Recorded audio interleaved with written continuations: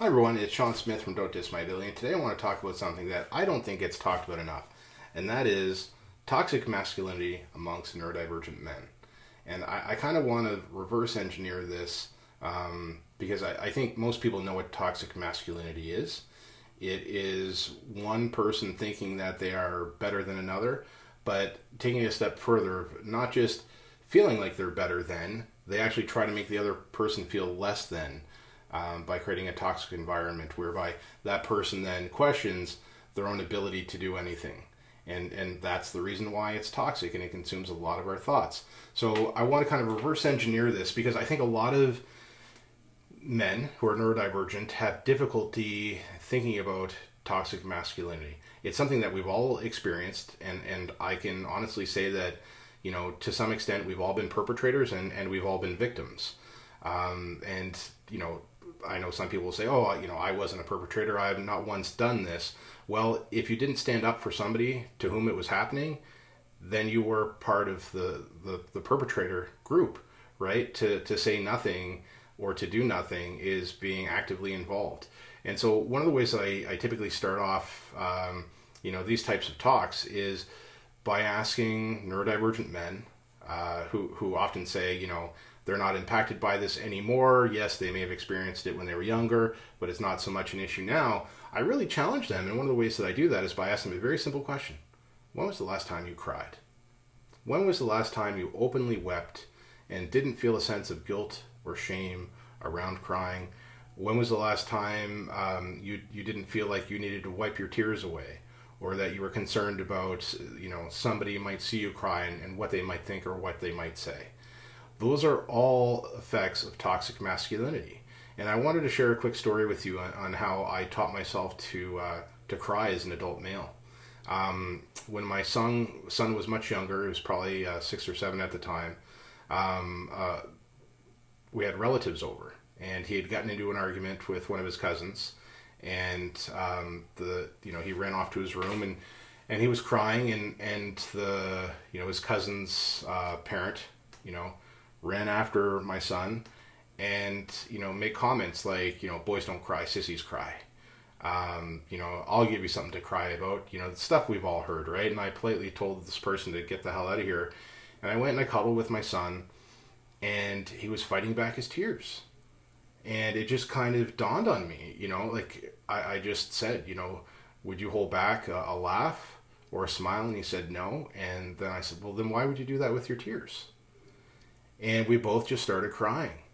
And that for me was it was an epiphany. It was an aha moment of, if I want my son to feel comfortable crying, then I need to model that for him.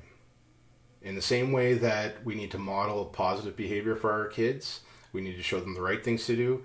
We also need to model behavior for them in challenging situations, right? If we're not showing our kids how we deal with situations when we get mad, frustrated, angry, sad, or happy, then it's not a realistic expectation to think they're going to learn that somewhere else.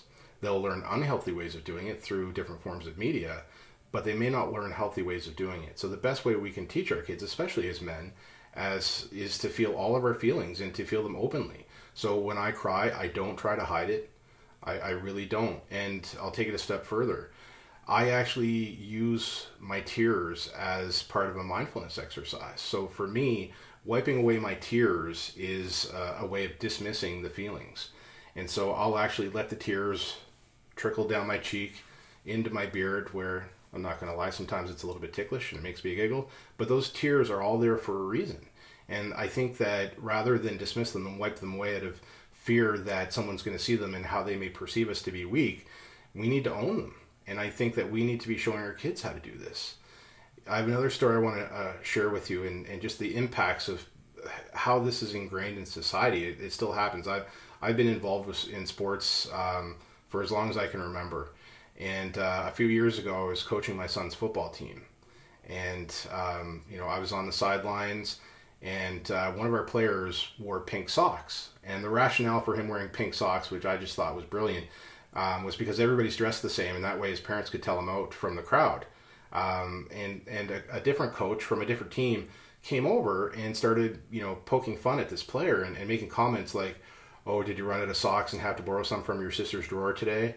And like, I heard this and I immediately went over and I said, surely there must be something better for you to do. There must be a more productive way you could spend your time than trying to make fun of this kid.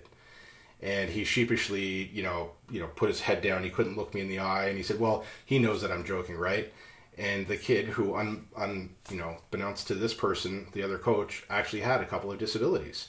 He didn't know that, but it shouldn't matter, right? It really shouldn't. We need to treat people as people, not lesser than, right? And so in this instance, he was trying to make fun of this kid because it would have made him feel better, and he was trying to do it in front of a bunch of people, which just made matters worse.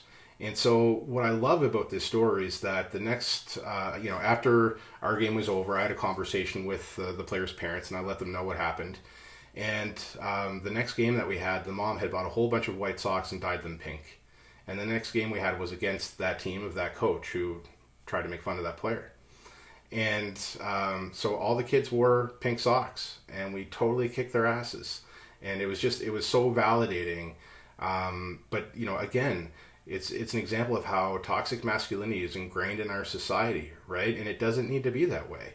It really doesn't. It's an issue in sports and other facets of our life. And I think the best way for us to help our kids is to be vulnerable and let them know that we're human too, right? We cry, we laugh.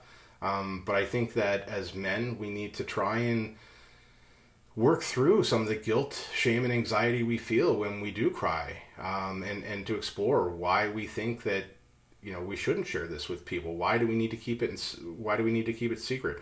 Why do we need to suffer in silence? The reality is that we don't, and we're actually making it much harder on ourselves trying to do that. And again, it's a form of masking, which takes even more energy. So for us, those who are neurodivergent, it really does kind of eat away at us because we think that other people won't understand what we're going through. But if we're suffering in silence, there's no way that they could, because people can't read our minds. And so we need to openly share that with us, or with them. Again, this is Sean Smith from Don't Diss My Ability. Thanks a lot for watching. I'm really interested in reading your comments. I'll try to reply as best I can. Take care and have a great day.